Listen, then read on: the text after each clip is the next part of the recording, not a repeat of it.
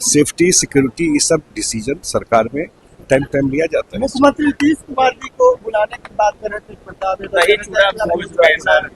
बिहार में तो कल्चर रहा ही है उसके यहाँ जाना दही चूड़ा। उनका रहता है कि जो सबसे ज्यादा जारा हो जाता है तभी वो निकलता है, अभी है ना, उसी हिसाब से उनका यात्रा रहता है। और मुख्यमंत्री की यात्रा से सबसे बड़ा असर ये होता है कि फील्ड में जो काम है वो और स्पीडअप होता है। SIR बिहार में हुआ, उसको लेके कितना हल्ला मचा, कोई प्रभाव पड़ा बिहार में? तो उनको सोचना चाहिए कि हाउस के बीच में ही निकल जाना, ये भी रहा है, कभी नहीं रहा है, तो ये तो अब सब देखता रहा है। सर मुख्यमंत्री फिर से यात्रा पे निकलने वाले हैं आपके बाद? मुख्यमंत्री जी तो हर एक साल यात्रा पे निकलते हैं, और अगर उनके पूरे कार्यकाल को देखिए और जब मुख्यमंत्री नहीं भी बने उससे भी पहले कार्यकाल को देखिए, जब वो नया यात्रा शुरू किए थे, और उनका रहता है कि जो सबसे ज्यादा जारा हो जाता है तभी वो निकलता है, अभी है ना, उसी हिसाब से उनका यात्रा रहता है। और मुख्यमंत्री की यात्रा से सबसे बड़ा असर ये होता है कि फील्ड में जो काम है वो और स्पीडअप होता है, या उनको फर्स्ट हैंड जानकारी मिलती है। तो बहुत सारे इनिशिएटिव वो पब्लिक फीडबैक से लेकर के काम शुरू। सर एक तरफ मुख्यमंत्री यात्रा पे निकल रहे हैं, दूसरी तरफ नेता प्रतिपक्ष पिछले 1.5 महीने से गायब है, कहीं दिख नहीं रहे, अब उत्तराखंड में दिख रहे हैं शादी समारोह में। अब तो ये तो पूछना चाहिए उस पार्टी से, खास करके बिहार की जनता चुनाव में जो उनका पूरा रहा है एक्टिविटी या कंडक्ट, वो सब देखा है पहले भी किस हिसाब से रहे। ये तो उनको सोचना चाहिए कि हाउस के बीच में ही निकल जाना, ये भी रहा है, कभी नहीं रहा है, तो ये तो अब सब देखता रहा है उनका राजनीति करने का तरीका।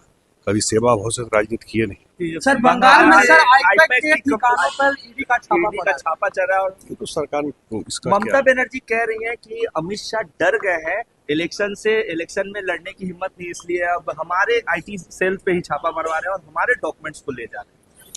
अब इस पे तो टिप्पणी हम लोग क्या करें, चुनाव है, वहां पर SIR हो रहा है, SIR बिहार में हुआ, उसको लेके कितना हल्ला मचा, कोई प्रभाव पड़ा बिहार में? आप लोग भी इतना घूमे तो कोई था इशू SIR का?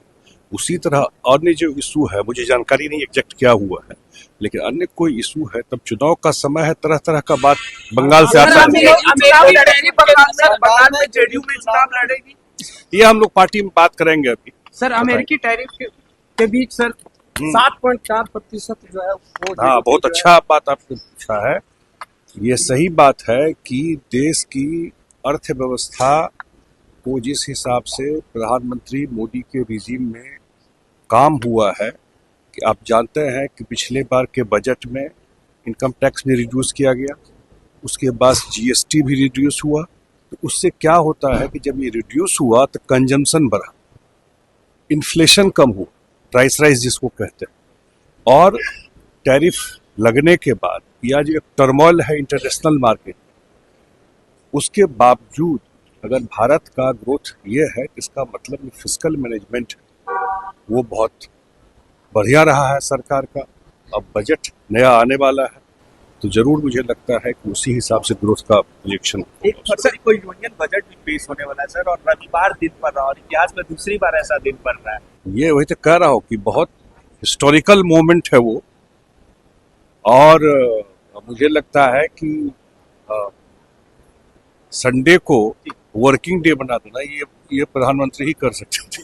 उस दिन काम जिस हिसाब से वो उस दिन बजट होगा। और मुझे एक बात जरूर लगता है कि जो प्रधानमंत्री जी ने कहा पूर्वोदय की बात, कि जब तक पूर्वी राज्य है वो मेन स्ट्रीम में नहीं आते हैं, उस पर फोकस भी रहा। आप लोगों ने भी देखा कि 2 बजट जो पीछे आया उसमें जिस तरह से पूरा ईस्टर्न बेल्ट को और बिहार को भी पूरा ध्यान में रख के किया गया था, तो इसी तो उससे पूर्वोदय पर और ध्यान रहेगा सरकार का आने वाले बजट। सर बिहार में सर हिजाब बैन कर दिया गया है ज्वेलरी दुकानों के साथ। अब ये तो टेक्निकल में तो जो पुलिस को या सब जो डिसीजन ले, मुझे आइडिया नहीं एग्जैक्ट क्या हुआ है, लेकिन सेफ्टी, सिक्योरिटी, ये सब डिसीजन सरकार में टाइम लिया जाता है। मुख्यमंत्री नीतीश कुमार जी को बुलाने की बात कर रहे थे